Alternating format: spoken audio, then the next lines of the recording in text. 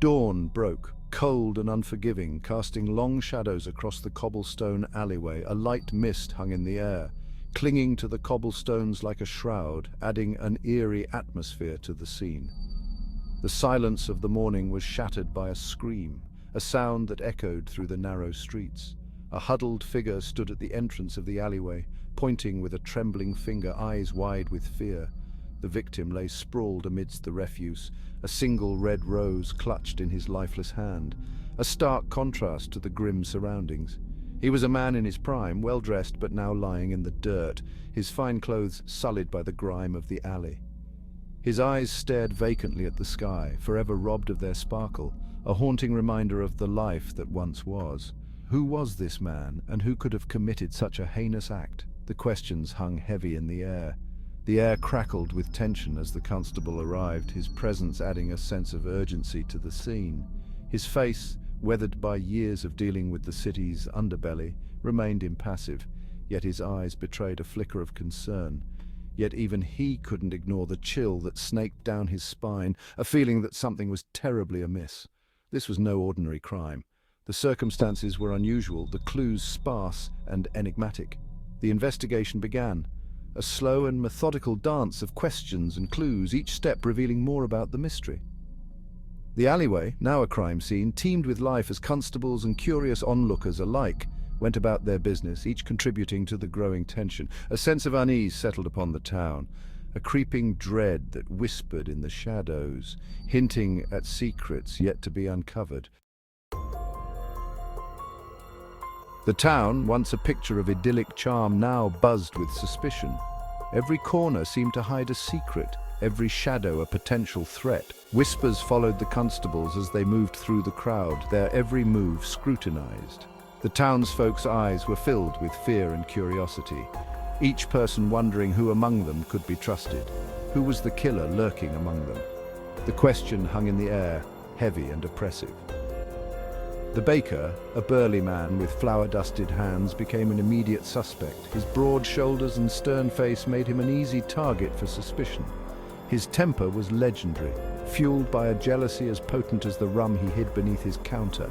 Stories of his outbursts were well known, adding to the growing unease. Had the victim incurred his wrath? The townspeople whispered about past grievances and old grudges. Then there was the clockmaker, a wiry man with eyes that seemed to hold the secrets of time itself.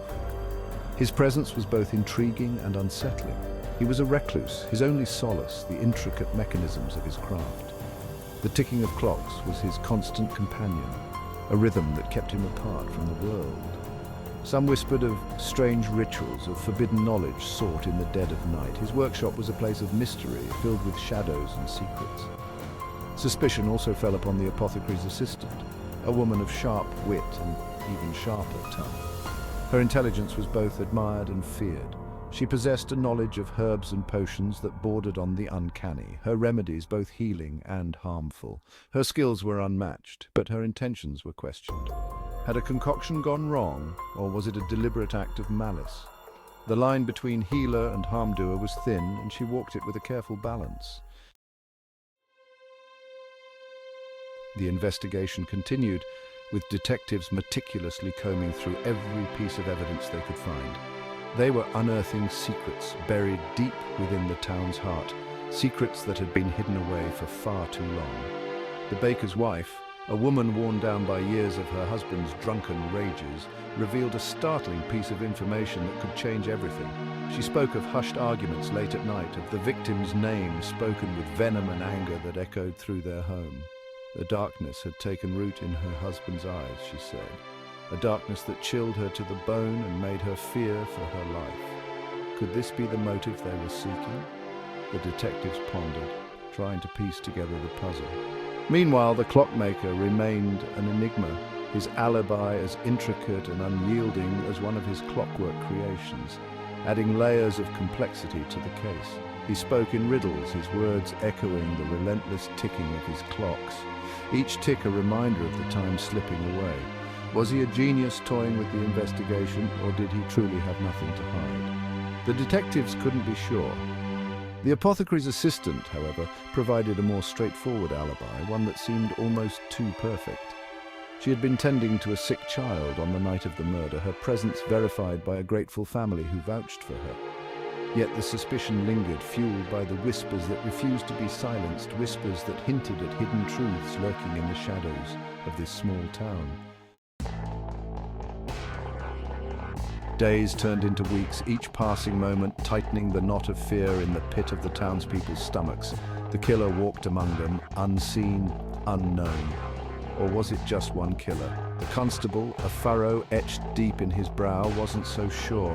One evening, as the sun began its final descent, a breakthrough arrived.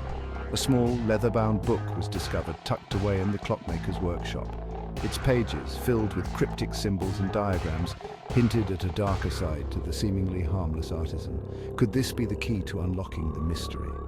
Was the clockmaker a practitioner of the dark arts, his workshop a place of forbidden rituals? The town held its breath, caught in the grip of a macabre fascination.